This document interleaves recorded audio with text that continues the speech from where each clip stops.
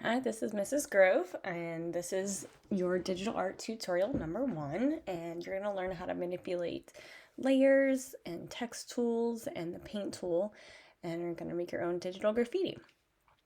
And I'm here on my MacBook at home, so it might look a little different than your Chromebook, but please follow along with each step, and then as you watch this, pause this video, and then do that step on your own Chromebook. Okay, so you can take as long as you need to for this and pause at each step and then go and complete that step. And the first thing you need to do is go to our Google Classroom. And I have posted here all the files you'll need under digital art tutorial number 1 for the graffiti. And this is where that video is linked, but I want you to start actually for a brick background image. So you're gonna select one of these images. I've already selected them for you because these are high resolution, which means high quality pixels, which means they won't be blurry. So it doesn't matter which one you choose here, pick whichever one you'd like. And then what you need to do is save it. And it might be an option for you up here. For mine, I have to tap and then hit save image as, and then just save it to your Chromebook. Okay, and you'll see once it has downloaded. And then you're ready to move on to the next item, which is the third one here. You'll need to use this app called PixlrX. It's helpful to have this bookmarked, and we're going to use this for the next several classes for our digital art project. This is a really great free website, and there's 2 different versions, PixlrX or PixlrE. I don't care which version you use, they're both really similar. And for these, it's basically a simplified version of Photoshop, which is the professional software that any kind of photographer or graphic designer or website artist would use. So to begin, we're going to click Open Image, and you're going to select the brick background that you just downloaded earlier. And there you go. You should have the image. It should fill the page. You can see down here are the pixels. This particular image is 1000 pixels by 667 pixels. So it's a really nice high resolution image. Okay, and you've just made your first layer. And the first tool we're going to manipulate in here is the layers. And for layers, think of this as like a sandwich. You put the bread and then the meat and then the cheese and then the lettuce or tomato and whatever other toppings, you layer them and stack them on top of each other. And that's how you create digital art, by layering digital images on top of one another. So we're actually going to make a new layer. And for this layer, we're going to add a text layer. This is where you get to pick the graffiti word or phrase that you would like to create. Right here, this is just gibberish. It's filler text in Latin that all kind of text editing software will provide. So you just tap there and then write in whichever word you would like to do for your graffiti.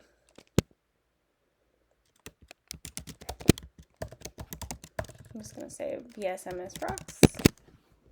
Okay, and after you type in the text that you would like, over here on this bar is the text editing options.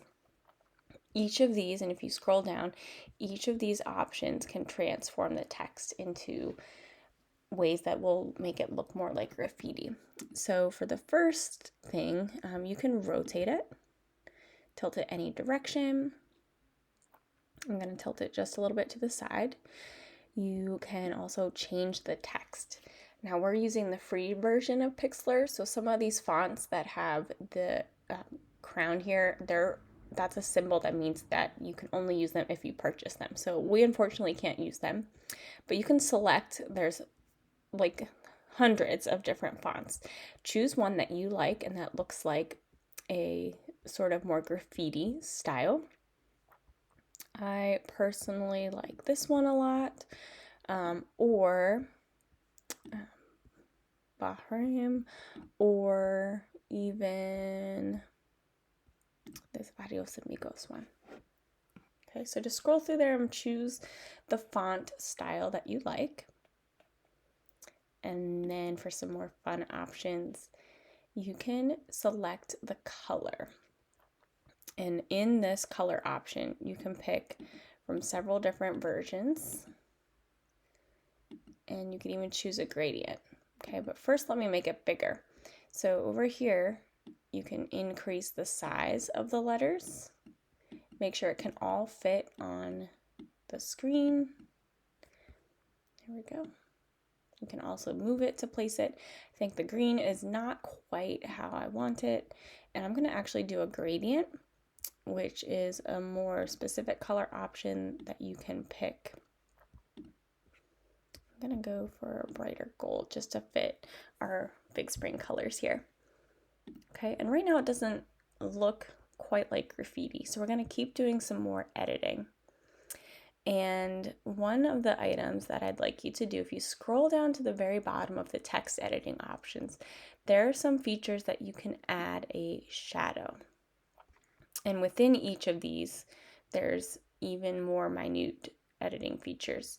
So you can pick the color of the shadow, and I'm going to do like a darker, and then you can pick how big you want the shadow to be, how blurry, how far away from it you want it to be, and just play around with these settings and see what you can come up with. I actually do want it more blurred. That'll make it look more fuzzy. And that shadow is already helping it to make the letters have more contrast. So play around with that. That's the shadow option. You can pause the video and go ahead and do that. The next feature I'd like you to look at is the outline. This will also really help it to stand out, and you can pick different colors that you would like. I'm going to choose this one. Maybe I'll do a darker version. I'm just playing around to see what might fit. And I do want both of these on. There we go. I'm really liking that. Okay, so again, you can play around with all of these features.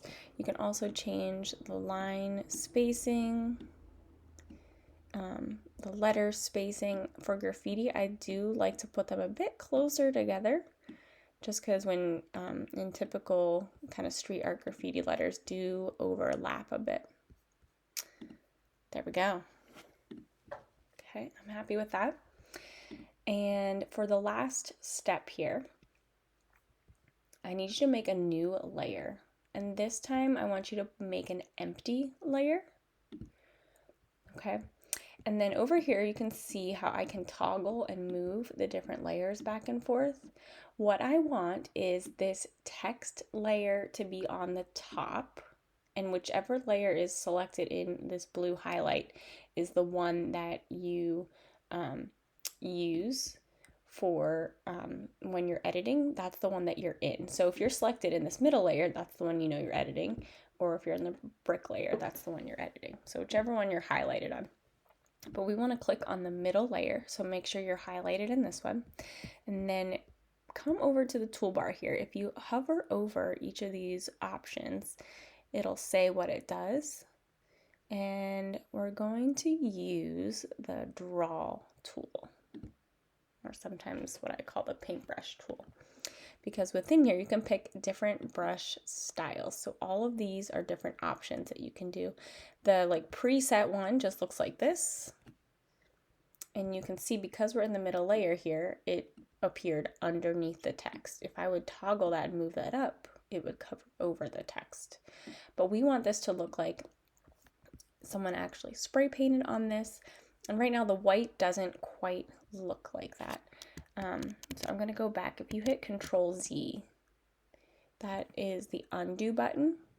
And so what I'm going to do to make this look more graffiti-like, I'm actually going to change the color here. I'm going to make it like a grungy, kind of darker red. I'm going to increase the size. You can see the brush is changing here based on how I'm creating it. I'm going to make it softer. This will give the spritz effect that spray paint often has as it sprays it out. I'm going to make it more transparent. This makes it not as solid. It makes it more see-through. I'm going to give this a try here. Oh yeah. Okay, that's really making it stand out. I'm just creating a little bit of a shadow. And then I'm going to come in and switch some colors. Like I think some neon green might be cool, and I might do a size decrease.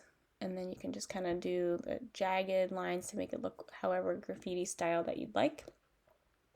Okay, if you want to get really fancy, make another layer. This time put it on top, and I might do some more graffiti, but maybe more soft over the top of the letters here, just to give it a different vibe there. Okay, and the final step is the letters right now are a bit solid. What I want to do is make them more see-through. So actually, if you click a layer, there's these 3 little dots. Click that, and then you can actually change the opacity of a layer. So what I'm doing is I'm making the letters more faded. And I'm looking here, I might not like this one, so I might get rid of that. And I might even make this a bit more transparent. And so you can toggle and edit within each layer. You want it to still be legible, but I really like how when you make the layer, the text layer, less opaque, you can kind of see the bricks through it and it looks more believable. So I'm going to go right about there. Do you see how you can see some of the brick background through the letters there? Okay. I'm going to zoom back out. By the way, if you want to see more details, the zoom tools are down here, or you can use your mouse. All right. And after you've done editing and manipulating everything, double check your layers. You should have a brick background layer. Okay. Some graffiti spray paint layers made with the paintbrush tool. You should have a text layer made with the text tool. That needs to be on top. And then if you want to add any extra layers, you can. The final step is to turn it in. And so this is important. What you have to do is actually go down to the bottom here, the blue button that says save. So you'll click save, and you want to save it as a JPEG file. And delete this, and I need you to save the file as your name. So you're going to write your first name, and then graffiti. And then it's always helpful to put the date so you know when you made it, and then if you ever need to go back and re-edit something, you'll have it in chronological order from when you've edited it. So name, what the art is, and then the date, and then hit save. Okay, so you've saved it, but now in order to turn it in, go back to Google Classroom, and right here for assignment number 4, this step, you need to upload that image right here. Go back and replay this video to repeat any of the steps, and I look forward to seeing what kinds of digital art you create for your graffiti.